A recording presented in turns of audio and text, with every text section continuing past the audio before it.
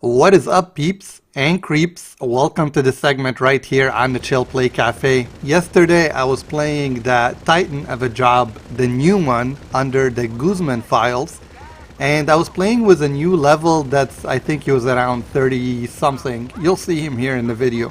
And I was truly impressed with his ability that he was able to back me up compared to other players that are maybe at level 400, 500 and they don't really know what they're doing when they come into a mission like this. And I felt a little bit bad for somebody like that because he knows what he's doing, but chances are he can't launch the same mission for the Guzman file and do this brand new DLC, walk away with 750,000 plus at the end of it. He has to depend on other people in order to make money. So I figured, you know what? Why don't we do just a little short video in order to talk a little bit about money and how much you could make if you're brand new like him in the game. There is no denying that GTA 5 has so many different ways for you to make money. But depending on how much money you have and how much you're putting into a business that you're about to go after, things are going to change. So somebody can afford something like the salvage yard. They can go ahead and do the missions for the salvage yard, sell every car for 400,000 and make money like that. For me, the last couple of days, I've been depending on the acid lab dramatically and also selling some of the bunker supplies to the ammunition. Now, if you guys remember last week, we had selling to the ammunition going on double payouts. So I was getting 100K per sale. Every sale mission takes around 48 minutes in real life for you to do another sale mission. So there is a cooldown period. You can run it for 20 times, and once you do those 20 times, you will get your 1 million and you'll be able to maybe purchase another business that's on discount or start planning for buying another business that you think is going to be profitable. The bunker business has been around for a long time and it's been on discount multiple times. It is something that if you are a new level, I would go after it. I would also go after the acid lab. Very profitable. Something that is making money in the background while you're playing the game and enjoying whatever double money, double RP mode that they're giving us. I'll start first with the sales to the ammunition. This is very simple and it's very fast to do. The car that you're getting into is like a half truck that's full metal and you're fully covered with the supplies in the back. So you don't really get shot unless they manage to spin you out.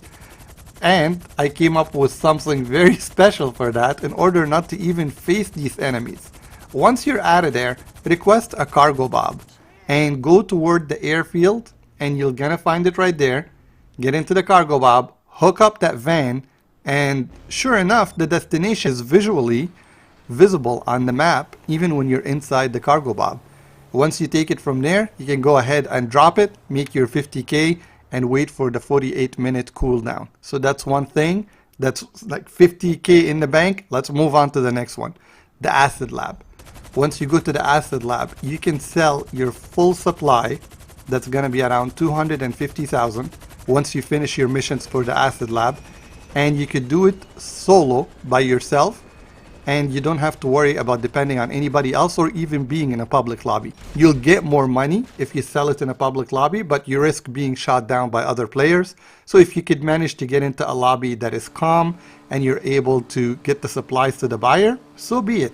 I don't take that risk. I have no need to take a risk like that. Some players are local, okay? They come after you and they're crazy. They'll blow up your supply and you'll be like, damn, I just, invested money into this, and the whole thing is down the drains.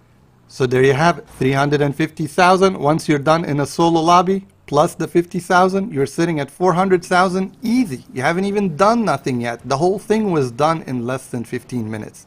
So that's something that I'm always focused on and I check on regularly when I'm having like a cooldown period. Maybe there is no heist happening, I'm not being pulled into good missions, maybe I just want to be on my own a little bit. I focus on these two things and I keep generating income in order to keep getting these cars that we're all chasing or new weapons or whatever the game is going to release. From there, we always document every week the time trial. Now if you're a new player and at least you don't have any businesses, why not focus on these time trials? One of them is going to give you 100,000, the other one is going to give you 250,000. This happens weekly. Why not focus on that? The only thing you gotta go after in the beginning is a good vehicle in order to win these races or time trials. So go after the drag bike, the one that I showed you before and the one that you see in this video. I've seen some other people complete it with cars that are upgradable in the street scene. So you have to take it into the street scene and upgrade it, and those cars are also fast enough in order to beat the time trial. But the thing is, with the cars, they're not easy to maneuver, especially in traffic or tight turns compared to the bike. So I would go after the bike. And the best thing about going after the bike is when they have stunt races on double payout, double RP, that drag bike smoked me. When I came back to this game after a time of a break and I didn't know there's an upgrade on it that I could do, I did everything right. The dude was way behind and he caught up to me and he smoked me by maybe half a lap. This bike is the most superior bike in the race. You need to put your money into it in order to win events like this and other events when they go on double payouts, double RP. Of course, on a weekly basis, we get a lot of stuff from Rockstar that they put on double payouts. Last week we had something that was on triple payout that was super good. But for this week, they have the Sumo remix on double payouts. And that is something you should never sleep on.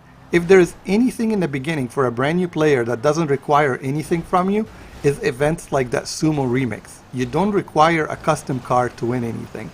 Get in there, see which car that you're comfortable with, whether it's something heavy in order to push other players or something that you can maneuver and get out of the way and make your money. I've played this mode for hours. It is a lot of fun and I would advise you take advantage of it if you are a low level in order to build up some money to get your first business like the bunker or the salvage yard or whatever it is that you're eyeing. But I would go for the bunker if I were you. I think those sales missions that we discussed in the beginning to the ammunition, 50k every hour is something good, and the acid lab. If you're gonna spend on something, also spend on the acid lab in order to get it going.